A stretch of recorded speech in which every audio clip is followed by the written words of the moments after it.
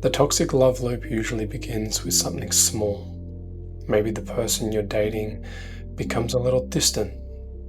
Maybe they take longer to reply to a message. Maybe their energy shifts. Maybe they cancel plans. Maybe something just feels slightly different. On the surface, these things seem small, but internally, something much bigger happens. An emotional wound gets triggered. Maybe it's the fear of abandonment. Maybe it's the fear of not being good enough. Maybe it's the fear of being rejected. And when that wound gets triggered, a very uncomfortable feeling appears. Anxiety, uncertainty, restlessness, that feeling that something is wrong.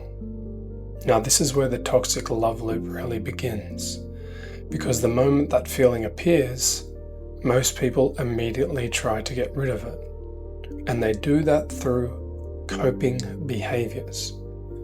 For example, you might start overthinking. You replay conversations, then you get overwhelmed and start doom scrolling through social media. Then you go back to trying to figure out what changed. Then you might start seeking reassurance. You send another message. You try to reconnect. You try to fix the distance. Or sometimes the opposite happens. Some people shut down. They withdraw. They create distance first so they don't get hurt. But either way, the behavior is an attempt to escape the uncomfortable feeling. Now here's the problem. When these coping behaviors happen, they begin to change the dynamic of the relationship. When someone starts seeking reassurance or chasing, the other person can feel pressure. When someone becomes anxious, the other person may feel overwhelmed. When someone withdraws emotionally, the other person may feel disconnected. And when that happens, the other person often pulls away even more, which then confirms the original fear. See, they are losing interest, which creates even more anxiety, and the loop continues. Trigger, emotional reaction, coping behavior, partner response, reinforcement of the wound. Before we go further, I want you to think about your own loop for a moment. What usually triggers you in love? Is it distance, silence, mixed signals, a change in energy, feeling criticized, feeling unwanted? Then ask yourself, when that trigger hits, what do you usually do next? Do you chase, overthink, seek reassurance, shut down, pull away first, try harder to keep the connection? And one more question. What story do you tell yourself in that moment? I'm not enough. They're losing interest. I'm going to get left. I need to fix this. I've done something wrong. Because when you can see your trigger, your coping behavior, and the story underneath it, you're no longer blind to the loop.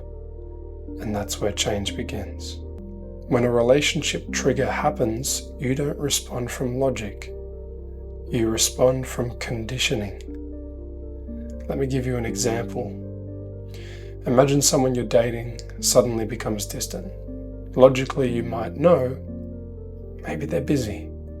Maybe something happened. Maybe I shouldn't assume the worst. But that's not what most people feel in the moment.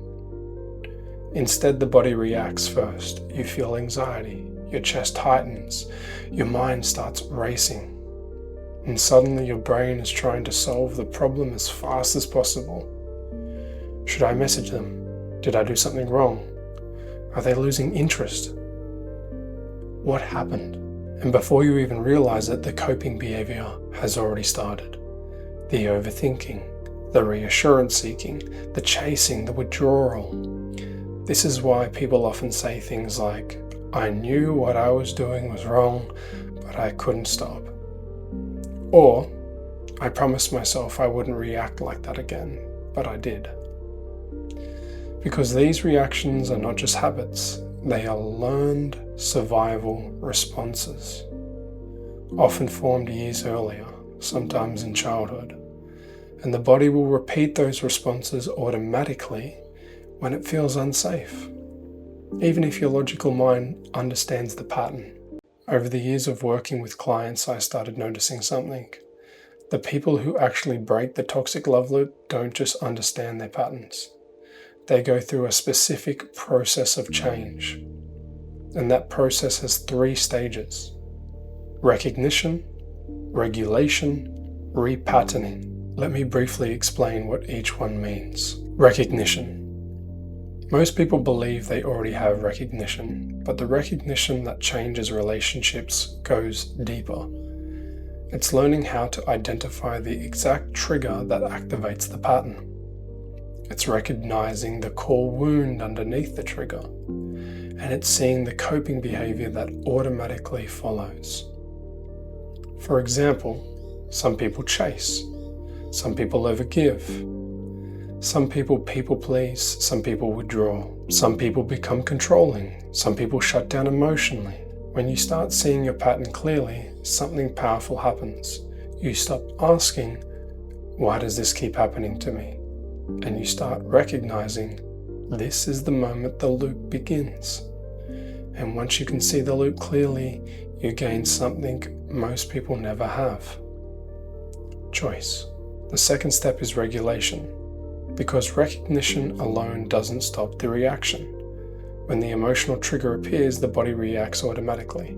Anxiety, tightness, restlessness, fear of losing the connection.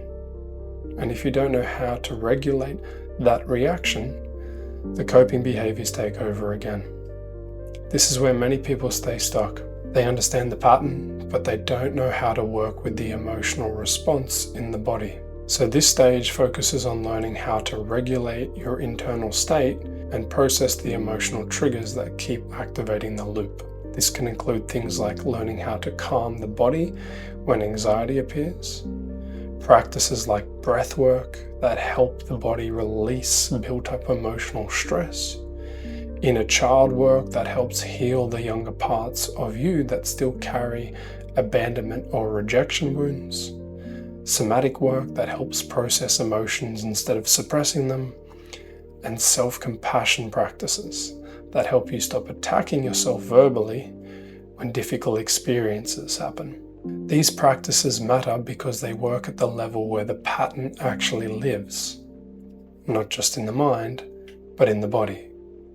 And when the body starts to feel safer, the emotional reaction begins to change. And when the emotional reaction changes, the toxic love loop starts to break. The third stage is repatterning. This is where most relationship advice actually starts. But if you try to start here without the first 2 steps, it rarely works. Repatterning is about learning how to show up differently in relationships, how to communicate clearly, how to express your needs, how to set boundaries, how to stop overgiving, how to repair after conflict, how to stop tolerating emotionally unavailable partners, how to build the kind of relationship dynamic that actually feels stable, calm, and connected. When these 3 stages come together, something powerful happens. You stop repeating the same relationship experience. You stop getting pulled into the toxic love loop. And for the first time, relationships begin to feel different, calmer, healthier, more secure. And that's the process that makes real change possible.